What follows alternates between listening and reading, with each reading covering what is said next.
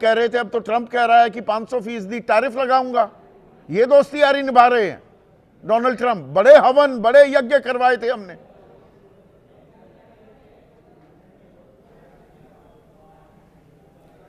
देखिए संदीप जी, 4 महीनों में कितनी बार बदलाव हुए, टैरिफ कभी कुछ कभी कुछ कभी कुछ, पर इस देश की एनडीए सरकार कहां बदलाव हुए? ना ना ना ना जहां पे ना ना ना एक मिनट मलूक भाई, गलत जानकारी नहीं। बदलाव कहां हुए? 7 अगस्त को 25% लगा, 27 अगस्त 2025 को 25% और लग गया। 27 अगस्त के बाद से हम पर 50% टैरिफ लगे हुए हैं, कोई बदलाव नहीं हुआ उसके बाद।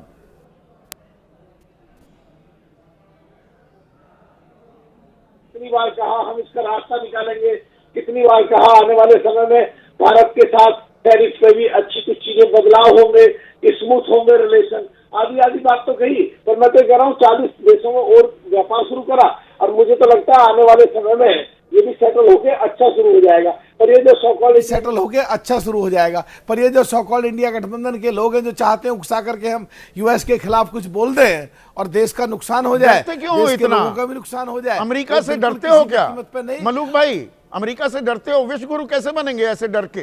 वो आंखें तरेरता रहेगा, कहेगा मध्यस्थता मैंने कराई, अब तेल मत खरीदना रूस से वरना 500% लगा दूंगा, और हम चुपचाप बैठे रहें। आपने अभी कहा ना कि मलूक भाई व्यापार भी करते हैं, बिजनेस भी करते हैं, तो बिजनेस में बनिए करते हैं। बनिए का मतलब है बनिए, बिगड़िए मत, संबंध बढ़िया करके रिजल्ट निकालिए, वो निकालेंगे। और जहां तक बात है, और अमेरिका आंखें टेढ़ी करता रहे, आंखें तरेरता रहे, डराता धमकाता रहे, डराता धमकाता रहे।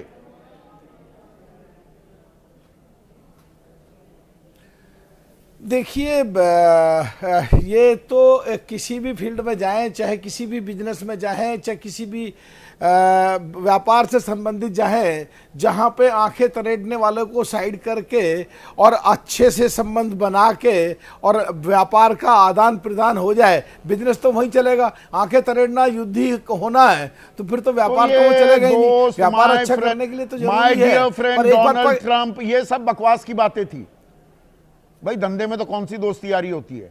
फिर हम धंधा करते, फिर ये my dear friend Donald Trump.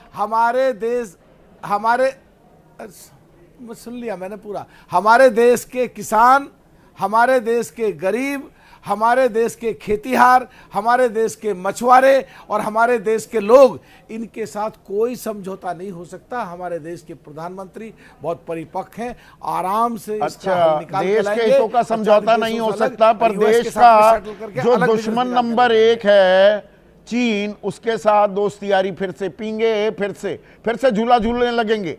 20 आदमी हमारे शहीद कर दिए, हमारी 43,500 वर्ग किलोमीटर जमीन पर कब्जा किए हुए हैं। अरुणाचल पर अपना हक जताता है, पाकिस्तान के साथ खड़ा हो जाता है, अब उसके साथ झूला झूलने लगेंगे। वो कह रहे हैं कि भाई धंधा तो बनिए, तो मतलब अब चीन से भी दोस्त, चीन के दोस्त भी बनिए।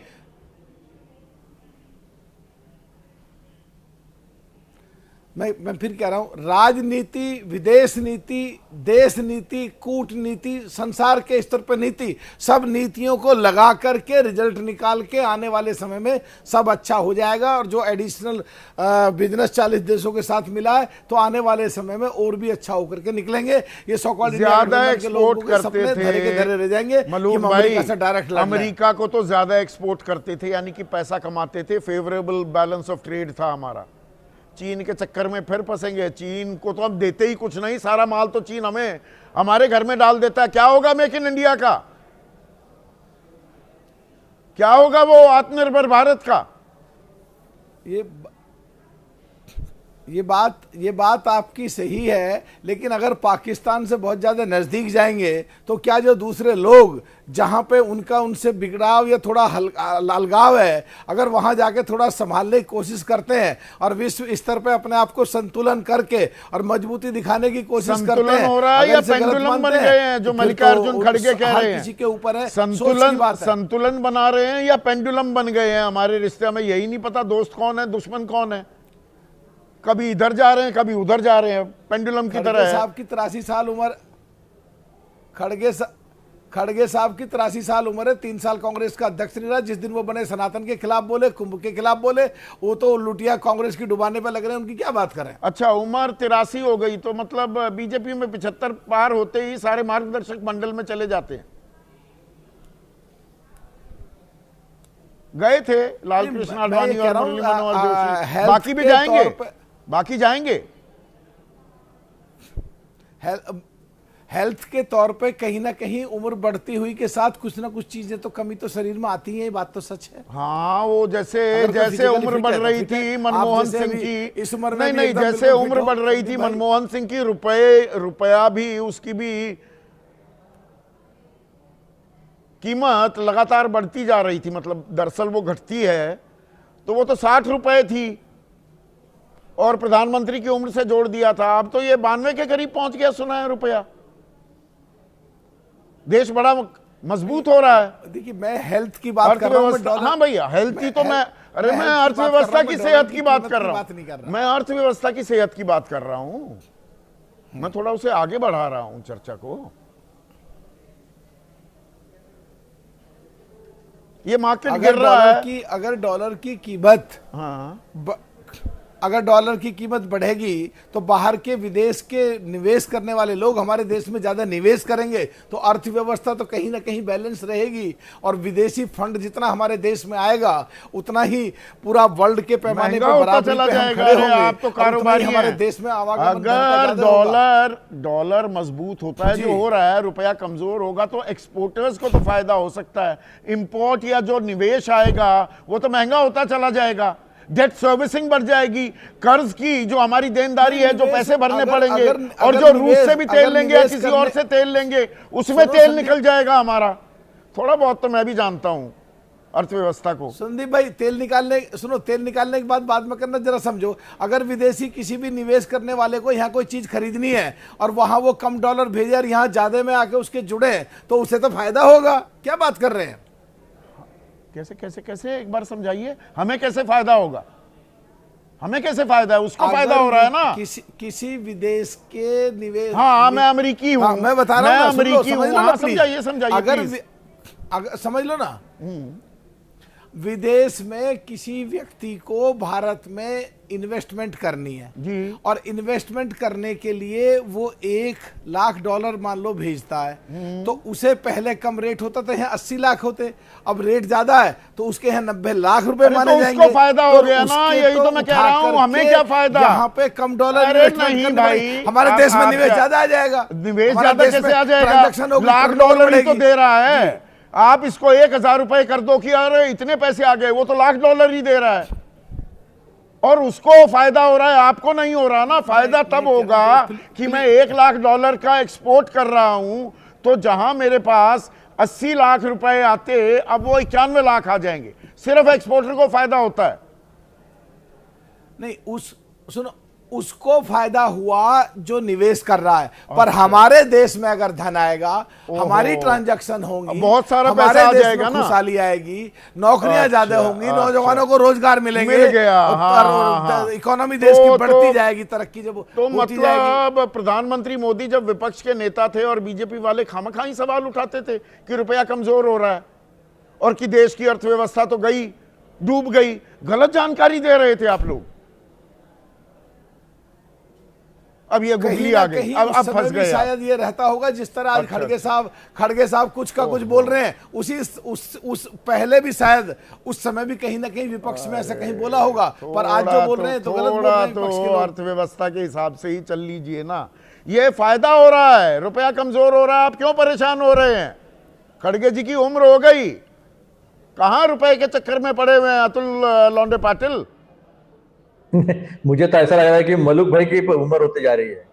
ये डॉलर अगर ऐसा रुपया पड़ता रहेगा तो एक आध वक्त इन्वेस्टमेंट के चक्कर में एक आधी नेशनलाइज बैंक जिस दिन बैठ जाएगी ना, उस दिन पता चलेगा देश का क्या हो रहा है। लेकिन सवाल अलग है संदीप भाई, मैं मलुक जी का सम्मान करता हूँ, उनके साथ मेरे को डिबेट नहीं करना है, क्योंकि उन्होंने जो कहा उसके ऊपर, उसके बाद अर्थव्यवस्था पे उनसे बात करने में कोई मतलब नहीं होता है।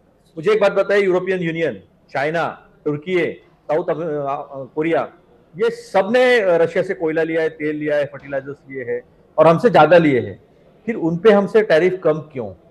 सबसे पहला मेरा ये सवाल है, क्या मोदी के व्यक्तित्व का खामियाजा या मोदी जी का कुछ ऐसा है जिसके वजह से अमेरिका हमारे साथ ऐसा ये कर रहा है? अरे हम झुकने को तैयार नहीं। वो कृषि क्षेत्र को खुलवाना चाहते हैं, वो जो हड्डियां खिला खिला कर गायें अपनी मोटी किए रखते हैं, तंदुरुस्त किए रखते हैं, उनका दूध हमें बेचना चाहते हैं। सरकार झुकने को तैयार नहीं। एक बात बताइए, इसके पहले भी ये अलग अलग फेजेस में हमारे साथ उन्होंने व्यापार कम किया है।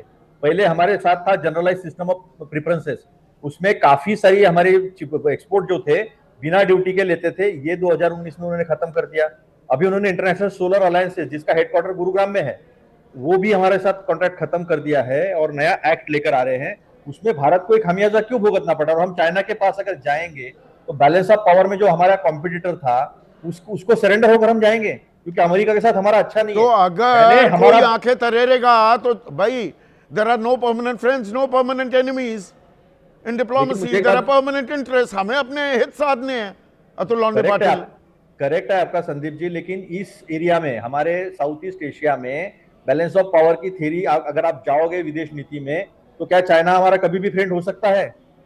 हमारा friend, all time friend, all weather friend हमारा रशिया ही है। और सबसे बड़ी गलती जो हमने की है वो चाइना और पाकिस्तान को एक साथ आने दिया, और इसकी क्या वजह है पूरी दुनिया को पता है। तो आपकी जो विदेश नीति है और आपका जो विश्व गुरु है, जो विश्व गुरु हो गया है देश के लिए, क्या फायदा हुआ? नेपाल जैसी छोटी सी कंट्री जो प्रोटेक्टेड थी हमारी, नेपाल और भूटान, तो नेपाल ने अपने रुपया, अपने करेंसी पर हमारा लिपुले, तीनों लिपिया धारा, ये तीनों जो प्रदेश है वो तीनों अपने रुपया में दिखा दिया। क्या कर पाए हम?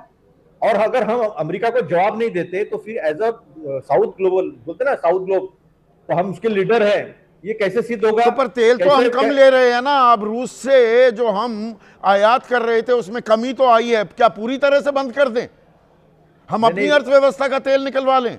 रशिया से तेल कम लेने का कोई सवाल ही नहीं उठता है। सवाल ये उठता है कि हम हमारी पोजीशन गवा चुके हैं। हम हमारी मिडिल क्लास मार्केट जो है, अपर मिडिल क्लास मार्केट, वो खो चुके हैं, उसका इंपॉर्टेंस खो चुके हैं। और कुछ तो गलती की है ना, कि मोदी जी ट्रंप को जवाब नहीं देते। जब हमारी इतनी बड़ी मिडिल क्लास मार्केट है और मोदी जी ट्रंप को जवाब नहीं देते, तो देश का तो अपमान हो ही रहा है। हम कभी चाइना के पास जाएंगे, कभी रणधीर जायसवाल कह रहे हैं 8 बार बात की है 2025 में। आधिकारिक बयान आया है प्रवक्ता का विदेश मंत्रालय की। देखिए, ट्रंप कोई प्रवक्ता के थ्रू बात नहीं कर रहे, ट्रंप खुद बात कर रहे हैं। और इतनी बड़ी बेइज्जती की उन्होंने, sir may I see you please, ये जो मजाक उड़ाया ना, ये मोदी व्यक्ति नहीं है, मोदी हमारे देश के प्रधानमंत्री है। और प्रधानमंत्री का जवाब नहीं जाएगा ना, तो क्या फंसा हुआ है हमारा? ऐसा क्या डरने की बात है? मॉरली हम काफी हाई ग्राउंड पे, ये बुद्ध और गांधी का देश है ना, चाइना वो तो देखिए, संप्रभुता का जहां सवाल आएगा, देश की स्वतंत्रता का सवाल आएगा, उस पर तो कोई कॉम्प्रोमाइज नहीं हो सकता।